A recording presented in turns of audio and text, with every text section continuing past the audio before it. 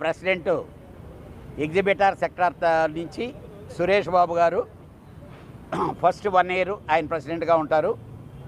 ఆ తర్వాత ఎనానమస్గానే జరగడం జరిగింది. అలానే హైదరాబాద్ ఛాంబర్ సెక్రటరీగా కె అశోక్ కుమార్, ట్రెజరర్గా ముత్యాల రామదాసు, జాయింట్ సెక్రటరీలుగా విజయేందర్ రెడ్డి, మోహన్ ఒట్లపట్ల, ఇవన్నీ ఎనానమస్గానే జరిగినాయండి.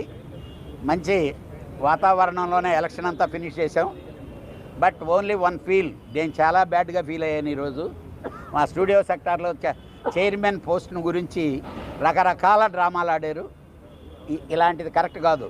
మనం ఎలక్షన్లో ఓడిపోతే ఇంటికి వెళ్ళిపోవాలా, దొడ్డిదారిలో ఈ చేద్దాం ట్రై చేశారు. చాలా బాధపడ్డాను నేను.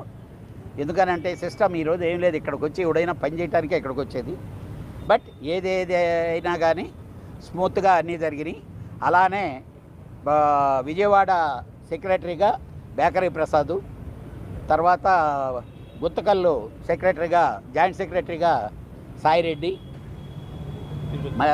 తిరుపతి మావాడు వాడి పేరు నాగార్జున, అలానే వైజాగ్ మూర్తి, వైజాగ్ అండి. టోటల్గా ఆల్ ఆఫీస్ బేరర్స్ సినానమస్గా చేయటం జరిగింది సక్సెస్ఫుల్. అదే మా నాగవంశీ ఒక్క దెబ్బగా రెండు కాయలు రాలినాయి.